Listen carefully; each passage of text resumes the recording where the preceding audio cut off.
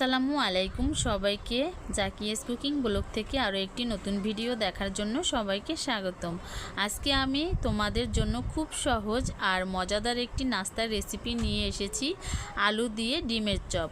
গ্রাম বাংলার ঘরোয়া স্বাদ তৈরি এই চপ বাইরে থেকে মচমচে আর ভেতর নরম ও সুস্বাদু।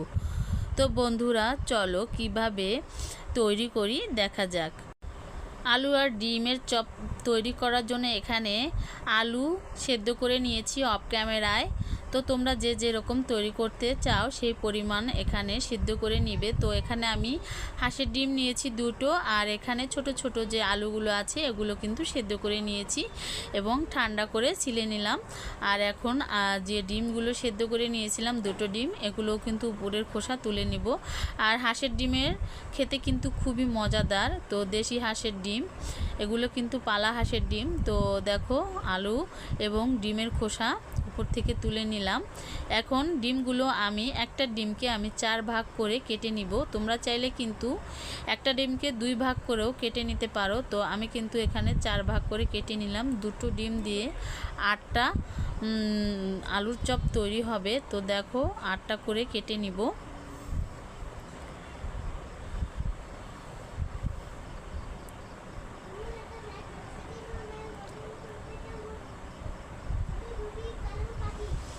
তো দেখো একটা চাকুর সাহায্যে কিন্তু আমি ডিমগুলো 4 ভাগ করে দুটো ডিমকে 8 ভাগ করে নিয়েছি। এখন আমি আলুগুলোকে ভর্তা করে নেব। আমরা সাধারণত যেরকম আলু ভর্তা করে থাকি সেরকমই আলু ভর্তাটা করে নিব। এখানে কোনো তেল ঠেল ব্যবহার করব না।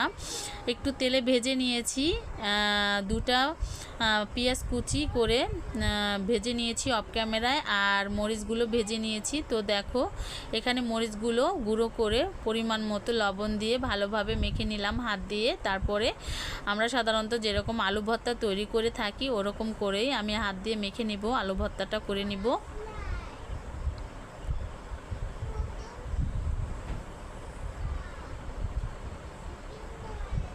তো আলুগুলো একটু বেশি সময় নিয়ে সেদ্ধ করে নিতে হবে। তো আমি কিন্তু আগের থেকেই আলুগুলো সেদ্ধ করে নিয়েছিলাম। তো ঠান্ডা হয়ে গিয়েছিল, সেক্ষেত্রে একটু শক্ত হয়ে গিয়েছে। এটা কিন্তু গরম গরম থাকা অবস্থায় আলুটা সেদ্ধ মেখে নিলে ভালো হয়, তাহলে দ্রুত মেখে নেওয়া যায়। তো দেখো আমার আলু ভর্তাটা কিন্তু তৈরি হয়ে গিয়েছে। এখন লম্বা লম্বা করে আকারে বানিয়ে নিব। আলুর পুর উপর দিয়ে দিব, আর ভিতরে ডিমটা রেখে দিব। আমি কিন্তু এটা বেসন দিয়ে তৈরি করে নিব। তোমরা চাইলে কিন্তু ময়দা এবং ব্রেড কাপ দিয়েও তৈরি করে নিতে পারো এই আলু ডিমের চপটা। তো আমি কিন্তু অল্প কিছু উপকরণ দিয়ে খুবই সহজে এই নাস্তাটা তৈরি করে নিব। বিকেলের নাস্তা কিংবা এখন তো রোজার মাস, আমরা কিন্তু এরকম একটা চপ খেলেই কিন্তু একদম অনায়াসে পেটটা ভরে যাবে। আর একটা চপ কিন্তু অনেক বড় হবে। আর এই আলু আর ডিমের চপটা খেতে কিন্তু খুবই মজাদার হয়েছিল বন্ধুরা।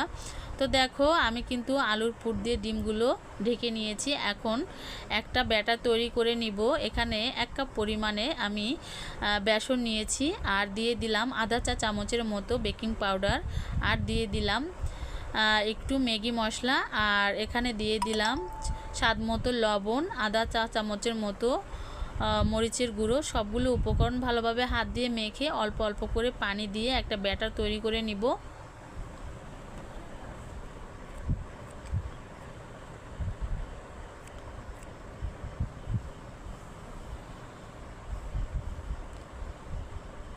তো দেখো হাত দিয়ে আস্তে আস্তে করে মেখে নিচ্ছি ব্যাটারটা তৈরি করার জন্য। আর এখানে একসাথে কিন্তু পানিটা দেওয়া যাবে না।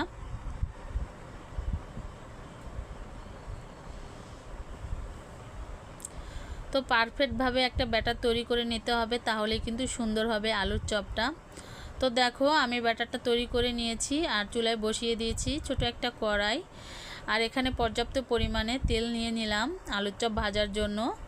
আর কড়াইটা অবশ্যই গরম করে নিতে হবে। গরম করার পরে তেলটা দিতে হবে। তো তেলটা যখন গরম হয়ে যাবে, ব্যাটারের মধ্যে আলু ও ডিম দিয়ে যে চপটা তৈরি করে নিয়েছিলাম দিয়ে একটা চামচের সাহায্যে এক এক করে তেলের মধ্যে দিয়ে দিতে হবে। তো দেখো এক এক করে আমি কিন্তু চপগুলো ভেজে নিব তেলের মধ্যে দিয়ে।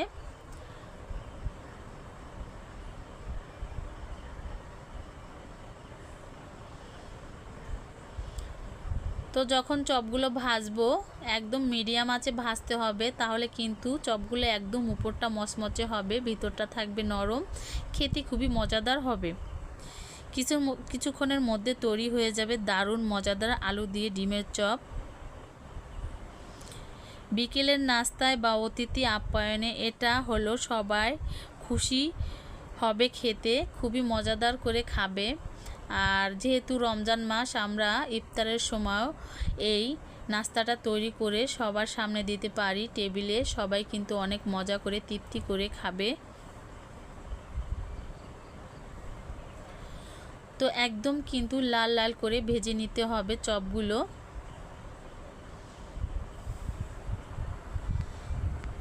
একদম সহজভাবে সহজ কিছু উপকরণ দিয়ে তৈরি করে নিলাম ডিম আলুর চপ। আর হাঁসের ডিম কিন্তু এমনিতেই অনেক মজাদার হয়, আর এরকম যদি হাঁসের ডিম দিয়ে আলুর চপ তৈরি করা যায় তাহলে তো কথাই নাই। তো দেখো আলু ডিম চপে তৈরি হয়ে গেল। তেল থেকে তুলে তেলটা ঝরিয়ে নিলাম, এখন একটা প্লেটের মধ্যে পরিবেশন করে নিব। তো ওই একইভাবে কিন্তু আমি সব বাকি চপগুলো ভেজে নিব এক এক করে। তোমরা চাইলে এখানে কিন্তু বড় সাইজের কড়ার মধ্যে দিয়েও ভেজে নিতে পারো, যেহেতু আমি এখানে ছোট সাইজের কড়াই নিয়েছি সেক্ষেত্রে এখানে কিন্তু বেশি পরিমাণে দিতে পারতেছি না।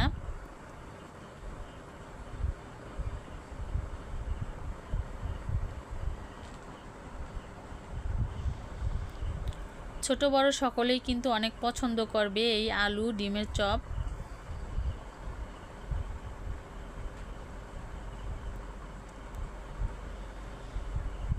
তো দেখো এই পাশটা কিন্তু ভাজা হয়ে গিয়েছে, এখন উল্টিয়ে দেব ওই পাশটা, ওই একইভাবে ভেজে নিব।